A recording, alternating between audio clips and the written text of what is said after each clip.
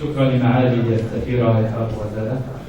أما الآن مع معالي السفير خيرة سفير دولة هولندا بالقاهرة، وأيضا شغل منصب سفير المملكة الهولندية بليبيا.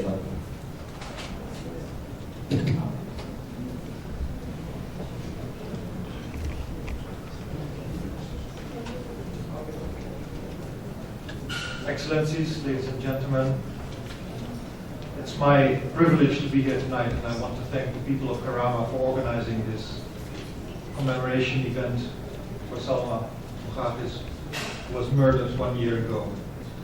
I had the privilege to get to know her when I was in Libya as ambassador for the Netherlands in this very difficult period just after the regime of Gaddafi had been defeated, and everybody was trying to scramble to find how to build a new Libya. And Shelma was one of these people that was inspiring at that particular point in time. She was one of the people who believed that particularly women could be a force, and a good force, for the new Libya. She was looking for women to play that role in building a better and new Libya. I think that caught us in the Netherlands Embassy very much, and we made the support for the women's groups, for the women action groups in Libya, one of our focal activities. So I got to spend regularly some time with Shelma. We talked about the ambitions that she had, that her group of colleagues had for Libya. And Shelma, as I remember her, was at the same time a very passionate person, but also a very sensible person. She was not somebody who was unaware of the difficulties that existed in Libya, or also the ideals that she was carrying forward. I remember us talking about her possible candidacy for parliament, and she said that she had been contemplating seriously to run for a seat in Benghazi. But even back then, she was encountering grave and violent threats if she, as a woman without a veil, would stand candidate. She got actually death threats at that moment. And she said to me, no, it shouldn't be about whether or not I, as a candidate, wear a veil or not. It's about the future of Libya. It's about the ideals that we stand for. And if my candidacy will just provoke a debate about whether or not my appearance is a problem, then I better step back for this moment and organize my activities in another plane, in another way. So this was a woman who was sensitive to the particular situation that Libya was in, and at the same time also passionate about moving it forward. She was using her abilities as a lawyer, as an activist, to convince people, to reach out to people, to build bridges, to lobby, to look at legislation, whether it was benefiting those in Libya that were indeed for a very long time not important in the political plane. It is horrible to realize that somebody who was using all the means possible to, in a peaceful way, bring change to Libya, was murdered by people who do not believe in the strength of compassionate and human interaction. I'm very proud that I had the privilege to know her, the privilege to work with her, and I can only hope that in these difficult times in Libya, Shelma will still stand as an inspiration and as a very important figure that will indeed guide future generations in Libya. She was a great woman, a great Libyan, and I just remember her for the rest of my life as a person that also inspired me personally. Thank you very much.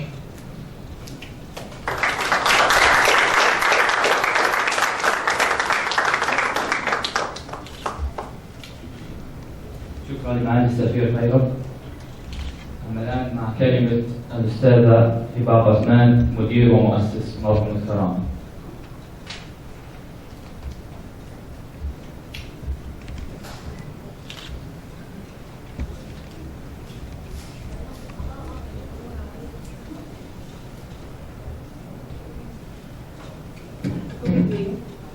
so much for coming.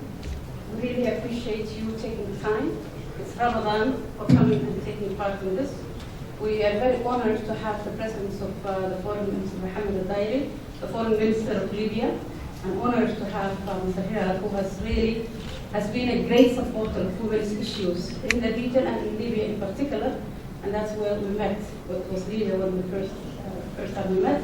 My two sheroes, Dr. Haifa and Dr. Talawi, who really are the backbone of the women in this region, so I do honor, and all my colleagues from Libya and from the region who are here today. I really thank you so much, and Sarah Langi, who is the most incredible person who never takes credit for anything, but who really has been the backbone of our initiatives and, and brought all of us together to work, in Libya. Rana, thank you very much. I'm very happy Crystal is here from the Norwegian Embassy, the UN woman who is represented by Rana. Carter Center is here by default, I guess. And everyone else who is really here today, and the incredible media. We are not very good friends with media sometimes, I particularly, but it's good to have you here and to see and appreciate the importance of today. It's funny because many people, when they talk about women, they really think it's a choice of women should have a right, what she should wear, what she shouldn't wear, she should run for office, we should do women and violence. But you really think, in our societies today, it's shocking what happens, what they allow. When we talk women don't have education, we are really setting that arm for violence.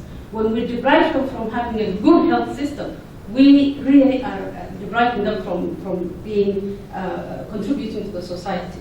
When we allow women to be harassed in the streets, when we allow women to be beaten up, when we allow women to be raped, when we allow all of this and we look at the other way and we hide through the culture, we are absolutely setting up for them to be murdered.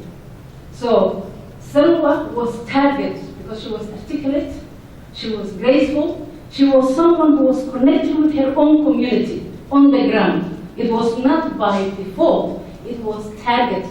And when I say, when you target someone because of who they are or their beliefs, that's crime against humanity.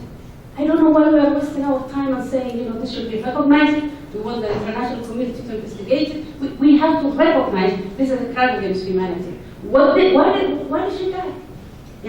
What did she do? She didn't do anything against anyone. She was not a politician. She was a woman of incredible courage. She loved Libya and she wanted a peaceful, democratic Libya. And she died for that. We have to look at ourselves in the mirror. Who are we? Really, when you think about it. We're just people who, when women are targeted, it's the society that's being targeted. Women are the backbone of the society. If your backbone is broken, the society is broken. The society falls apart. When society falls apart, everything we grew up, and we used to think it was what do you call that? It was a taboo. We are a nation and nationalities who are very proud of who we are, of our culture, of our honor for women. We talk about all of this. You see, yet we cannot protect our women. When a society cannot protect its women, it's a society that cannot protect themselves. And when those who target democratic lobbying people, they are targeted, and when they kill women, they are killing the society. They want to bring us down to our knees. They want to defeat us. So it's not just a random murder. It's a targeted murder. It's a crime against humanity. Sلوى was articulate. She was elegant. She was the best that Libya produced. And today, she's nowhere to be seen because of her idea, for her love of her people. So I just want you to understand that this is not just a murder, somebody who just murdered because it happens to be in Libya. That's not peaceful. I want you to know this is really breaking the society. This is really, really targeting the society as a whole. This is basically bringing a whole society, a whole culture, a whole religion down to its knees. So they will be defeated. When your woman, when your mother is killed, when your wife is killed, when your sister is killed, your neighbor is killed, it's something that's killing you. So the society, as a society, we need to understand that this is not random. This is targeted, and this is about us, about you. It's not just about her. It's about you and me and everyone. And we need to understand for what it is, for the society. So those who really think when women are beaten, women are not sent to school, you have to understand that targeting them and setting up for them to be not counting in the society. When they are beaten, when we talk about violence against women all the time, we are talking about the beating of women, taking her dignity. So Sلوى was a victim of that long term, and the fact that the society that's leaving its women behind, and society that cannot protect its own women, and society that allows that, because woman is done as a symbol of goodness, you know. When you do targeted, it's really the next is going to be you. If you cannot protect women, you cannot protect yourself. Then you are a society that's going to fall apart. All I want to say now is that the only thing we can really do is to keep the hope alive of Sلوى. The hope was a peaceful Libya, peaceful Middle East, peaceful countries, and full opportunity for women. We have all learned, people learn from tragedies. We have learned from that tragedies. We're more aware from that tragedies. And that's why we can never let, never let the aspirations of Sلوى and the hope for Sلوى to never to die. So remembering her, celebrating her work, talking about her, is keeping her alive. The only thing, and Ambassador, of course, former Ambassador, Minister now, Mohammed, I know you really support women's initiatives. I know you are a great supporter of women, but I don't know how long you will be the foreign minister, but regardless, you have always been a great supporter. I want you to continue what you have supported. I hope that you will be those voices that make sure that women are involved in the peace agreements, that women are fully participating in the society. I hope that you will be the voice that you have always been, wherever you are going to be, that you will carry that. And it's funny because when I talking about Sلوى, you don't need a paper. All you have to do is just think about her and who she was. So for me, she has been my dear friend. When I first met Sلوى, I met her in the lobby of Kempinski Hotel, and she was the most elegant person I have ever met. She had incredible presence, and what I'm sad about is she had this incredible, spirit to live forever. So I think physically she's not with us, but she lives in all of us, in our hearts. We carry her in our hearts, and we just have to believe that she went to another world. And I'm sure wherever she is, she's the most incredible, and she's organizing, I'm sure. So thank you very much.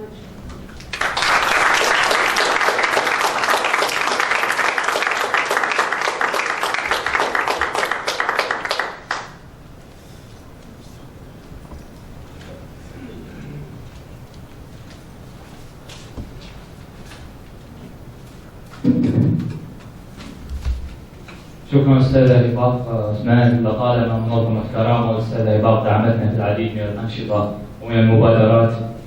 أما الآن مع مؤسس ومدير المنبر الليبي لأجل السلام، الأستاذة الذكرى.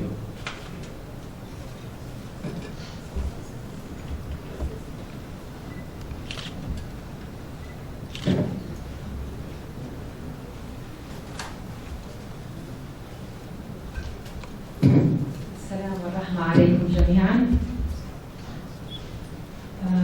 معالي السيدة الدكتورة منبر السلاوي، معالي الدكتورة هيفوس، معالي السيد محمد الدايري، الأخوة والأخوات، معالي السفير خيرات، إن شاء الله نكون بننطق اسمك صحيح.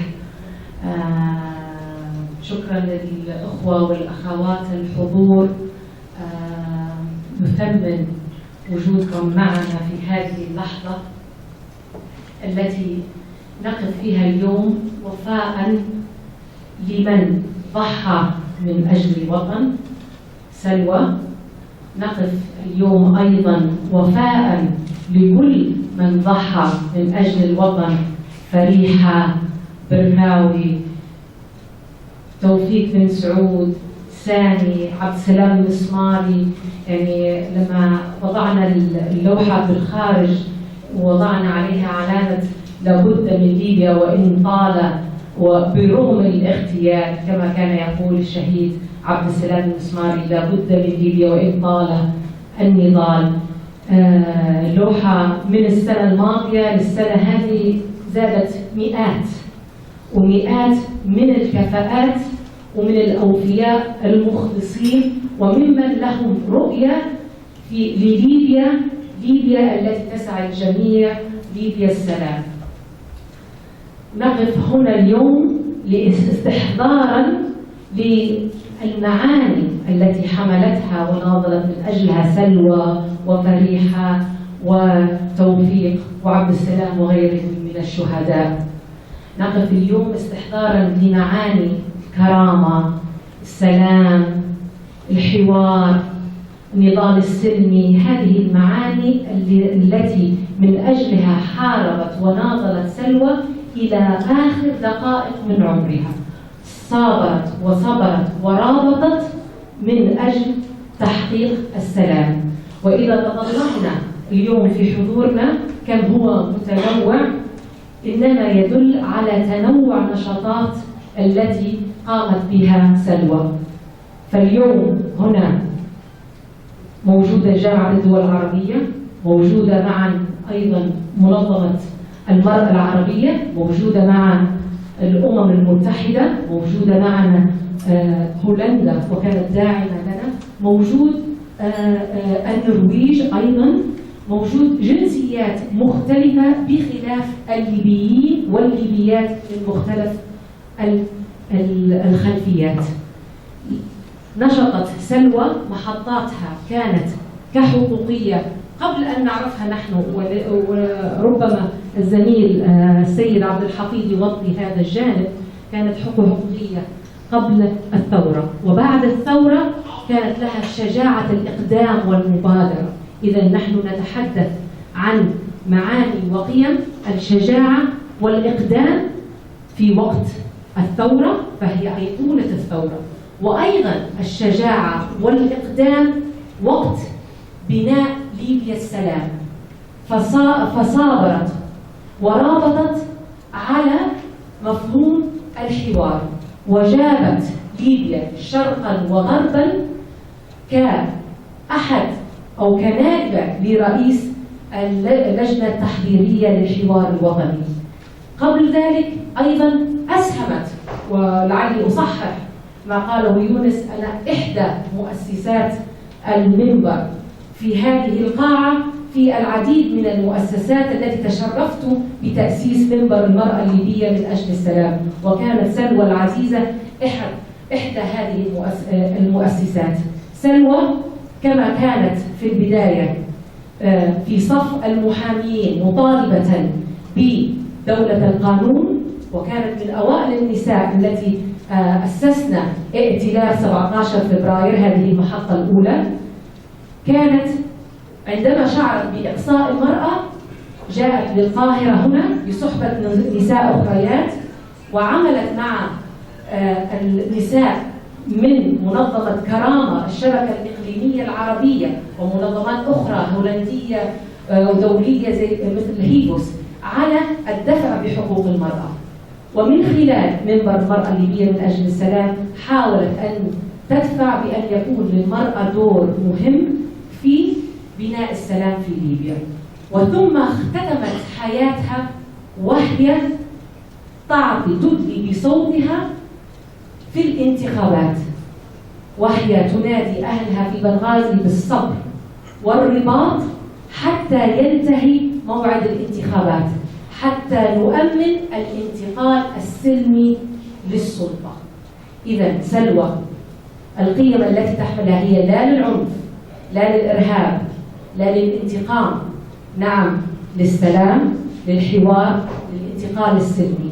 هذه سلوى التي كانت مثل فريحة البركاوي، مثل يونس، مثل توفيق بن سعود، يؤمنون بليبيا المدنية، ليبيا الديمقراطية. ونحن نجتمع اليوم أعيننا في هذه اللحظات متوجهة، بينما قلوبنا متوجهة للدعاء لسلوى ولأهلها بأن يلهمهم الصبر والسكينة، فعيوننا تتوجه للخيرات بأن يوفق الله سبحانه وتعالى زملائنا الذين هم يرابطون وبكل شجاعة يقدمون التنازلات من أجل ليبيا السلام التي حلمت وناضلت من أجلها سلوى بوقعيقيص. شكرا.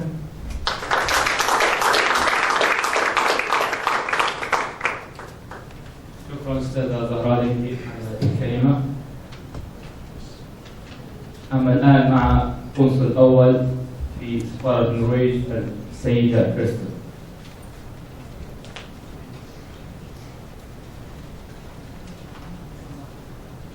Ladies and gentlemen, Excellencies, good evening.